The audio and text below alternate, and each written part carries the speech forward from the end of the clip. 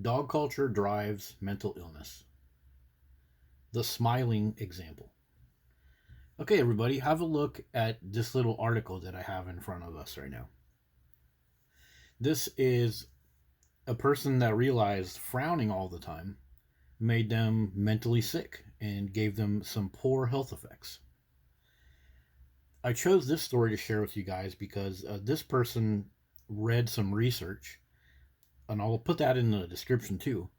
And they figured out why they're having certain health problems. So let me scroll down to some of the things. So, some of the side effects of going around with a grimace and not smiling are tension headaches, neck pain, tingling in the face, irritability, feeling sad, feeling anxious. It's all because you're holding tension in your body. So, this person looked up the effects of frowning all the time and found some interesting information. But the takeaway here is it can cause physical and mental problems, irritability and stress, kind of like the hyper alertness that many dog owners have. Notice there is mention of the furrowed brow. So when you go around with a furrowed brow or an irritated look, that sends signals back to your brain and basically tells your brain that there's a problem and we need to fix it now. We need to jack up the cortisol. We need to get irritated, and just everything in front of you becomes more and more of a problem overall. So let me take you back in time to one of my previous videos where I talked about this actor. So previously, this is how he looked. Basically pretty chill. And then later, when he starts to play Jack Reacher, he looks like this. Furrowed eyebrow, irritated look. Everything, everybody, every situation is his problem. So the pattern is true. That's the way he acts in the Jack Reacher series. So, something you'll notice about Jack Reacher in this video, he freaks right the F out over a dog that's chained up in a yard. Many reasons for a dog to be chained up in a yard: for the safety of the dog, for the safety of other dogs. But myself and another YouTube producer did some videos on that, so I'll share that in the description. But I just wanted to bring that back into play because it really shows the pattern of this furrowed eyebrow, this super duper irritability and anger. In this video right here, Jack Reacher caves this guy's nose in and puts him basically face down, ass up in his yard, all over proposed, supposed problems of the dog.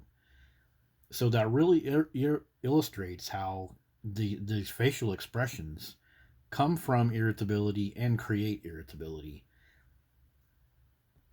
So then, how can running around with a frown on your face be something from dog culture? How can dog culture be affecting our mental status and our mental health?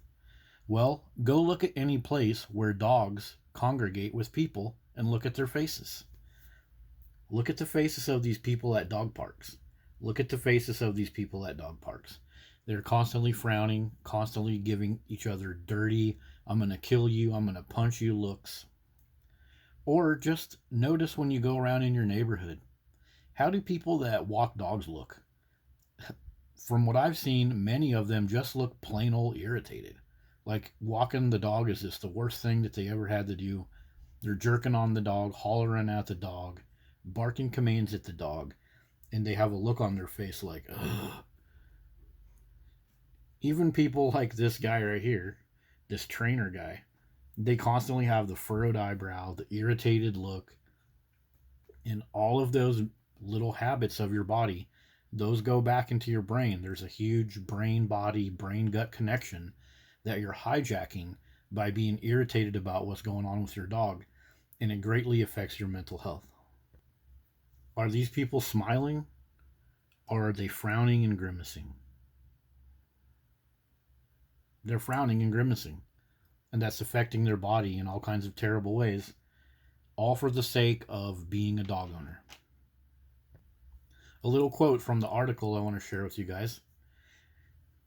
In the same way that your brain notices when you smile, muscles are flexed and thinks you're happy, your brain notices when your corrugator supercilii is flexed and thinks, oh, I must be upset or I must be worried about something. Does that sound like a lot of dog people? They're upset and worried about the triflingness of things.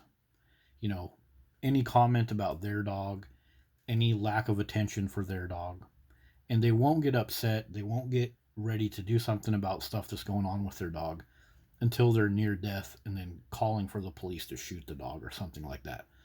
Like the recent story in Philly. I'll put that link in the description for the uninitiated. But there it is. A quick look at how smiling and frowning affects your mental health and how the dog culture affects your mental health in a bad way by making people frown, making people have grimaces all the time and furrowed foreheads. So, what do you all think? What examples from society have you seen? Are dog people typically smiling like the advertisements say? Are dog people often having facial expressions that are telling their brain something is wrong? And I'll leave you with this screenshot from this video. Look at the look on this kid's face. He is like, I do not freaking like this. Whoever's taking this video is telling him, look, you're having a problem with something going on. Just stifle your feelings, stifle your emotions, and allow that dog to give you a grimace and give you a frown. And this is what dog culture does to our kids, our adults, everybody all over the place. It creates downstream mental illness.